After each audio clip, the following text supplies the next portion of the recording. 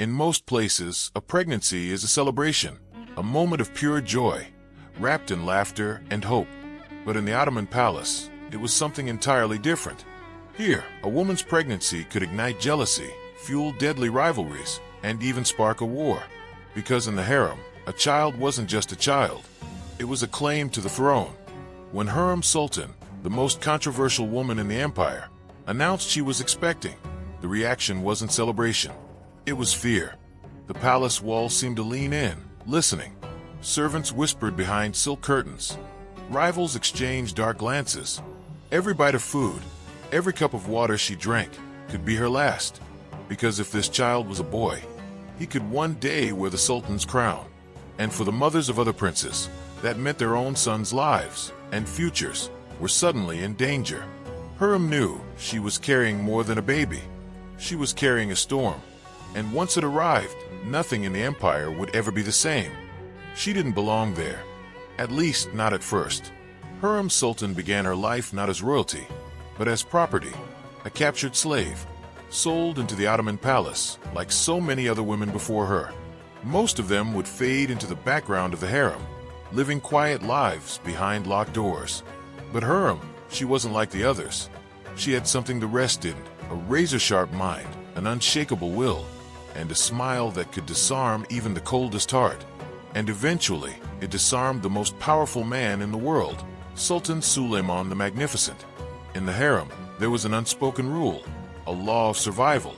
Each concubine was allowed to bear the sultan only one son. After that, she would never share his bed again. It was the way the palace avoided too much power gathering in one branch of the family. It was tradition, it was order, and it had worked for centuries, until Hurrem broke it. Against every custom, against every warning, she gave Suleiman more than one son. Each pregnancy was like a boulder tossed into still water. The ripples spread far and fast. And the other women in the harem? They didn't see babies. They saw threats. Because every prince born in the palace was a rival to the throne. And in the Ottoman Empire, rival princes didn't just lose elections, they lost their lives. The tension was subtle at first.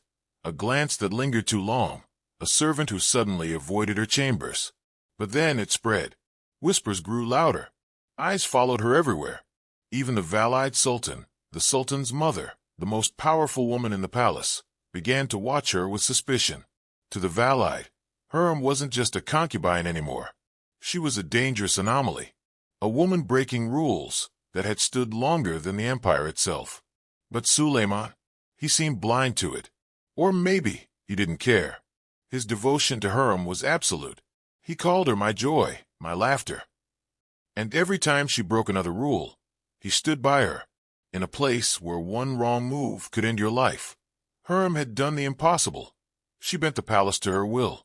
But with every new child, she stacked the deck against herself. Because for every son she bore, there was another mother in the harem who now had everything to lose. And those mothers, they wouldn't go down quietly. In the Ottoman Empire, a royal birth was never just about family. It was about succession and survival. Every son born inside the palace was automatically a candidate for the throne. And that meant every mother was also a contender in an invisible war. A war that didn't play out on battlefields, but in whispered rumors, poisoned cups, and locked doors. When word spread that Hurrem was pregnant again, the air in the harem shifted. Women who used to smile at her now averted their eyes. Conversations stopped when she walked into a room. Even the servants seemed cautious, as if being seen with her might be dangerous. The whispers weren't just gossip. They carried teeth. If it's another boy, one concubine was overheard saying, the others will have to be dealt with. In the Ottoman tradition, when a new sultan took the throne, his brothers were often executed to prevent rebellion. It was brutal, but it was policy. And if Hurrem's child was a boy, every other prince instantly became a target. One night, during her 6th month of pregnancy, the danger became real. Hurrem sat in her chambers, a tray of honeyed pastries in front of her. They smelled sweet, almost too sweet. One bite in, she froze. There was a bitterness beneath the sugar. Her handmaiden, Nigger, saw the hesitation and took the plate. Moments later, Nigger's lips turned pale. She began to cough hard. Servants rushed in, panic erupting like fire in dry grass. Nigger survived, but barely. The pastries were tested, and the verdict was clear: poison. The palace erupted. The Valide Sultan ordered a lockdown of the harem. Every kitchen worker was questioned. Every servant in Hurrem's wing was searched. The investigation turned up something chilling. A young maid, just 16, had been bribed to deliver the poisoned pastries. She claimed she didn't even know who the true mastermind was. Under Ottoman law, her ignorance didn't matter. She was beaten, then quietly removed from the palace. No one saw her again, but punishment didn't stop the whispers. If anything, it made them louder. People began to speculate. Who was bold enough to try to kill Hurrem while she carried the Sultan's child? Was it a jealous concubine? A high-ranking eunuch? Or was it someone far more dangerous? The most disturbing theory was one Hurrem didn't dare say out loud, that the order had come from the Valide Sultan herself.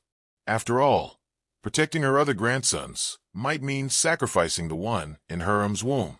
From that night on, Hurrem never ate unless the food came directly from the Sultan's private kitchen, and even then, she made her taster try it first. Her world became smaller. Her walks in the palace garden stopped. Her laughter faded. She slept with a dagger under her pillow, because now she knew the danger wasn't coming. It was already here. It was late, the kind of late where the palace halls were silent, except for the faint crackle of oil lamps. Hurrem was alone in her private chamber. A tray of food had just been delivered: lamb stew, fresh bread, and a cup of sweet sherbet. The scent of the stew was rich, but beneath it there was something else, a faint metallic tang. She stared at the bowl for a long moment.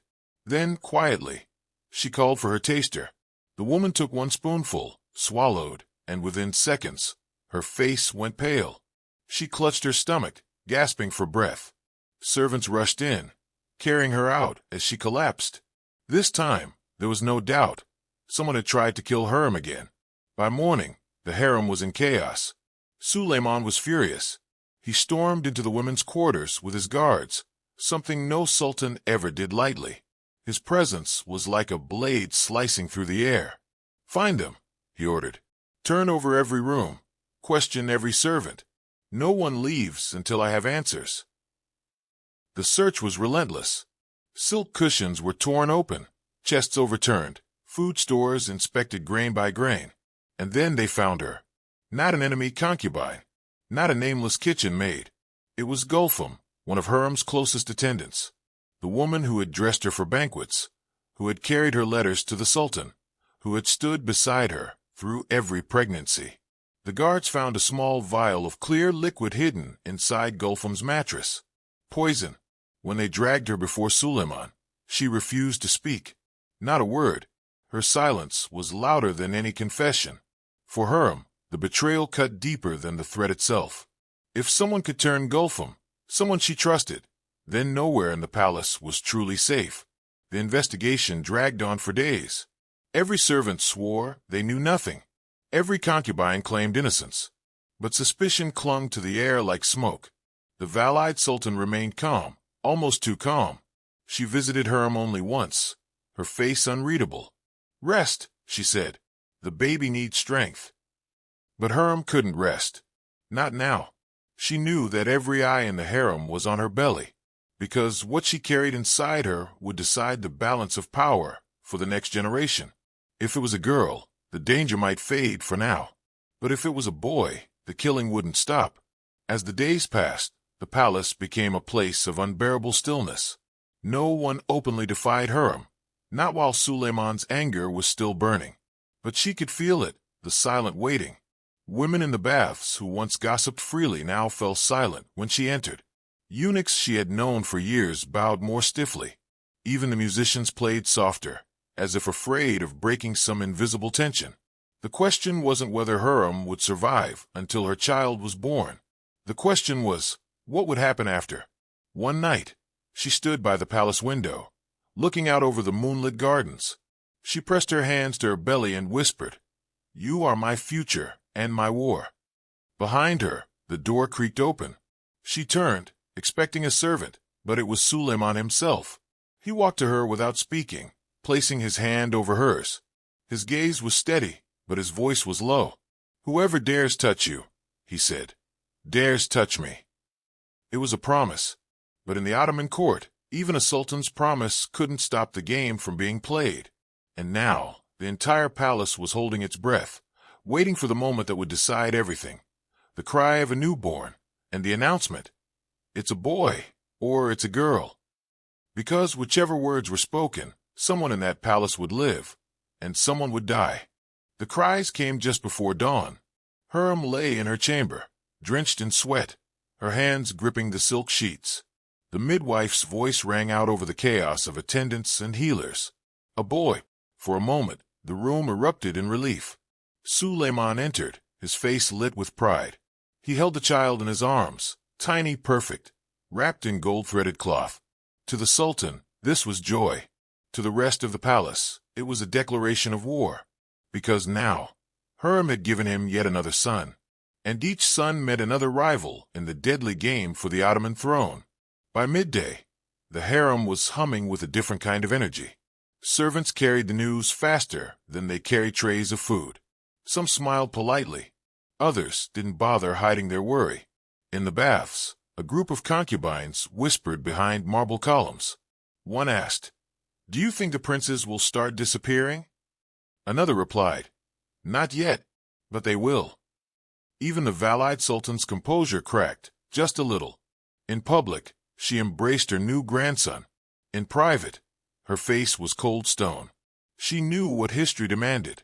For one prince to rule, the others could not be allowed to live. For Hurrem, the birth was not an ending. It was the start of a countdown. She knew that from this day forward, every step her sons took would be watched, by allies, by enemies, and by executioners waiting for their orders. And already, the first signs of the coming storm were appearing. Mustafa, Suleiman's eldest and most beloved son by another woman, had heard the news.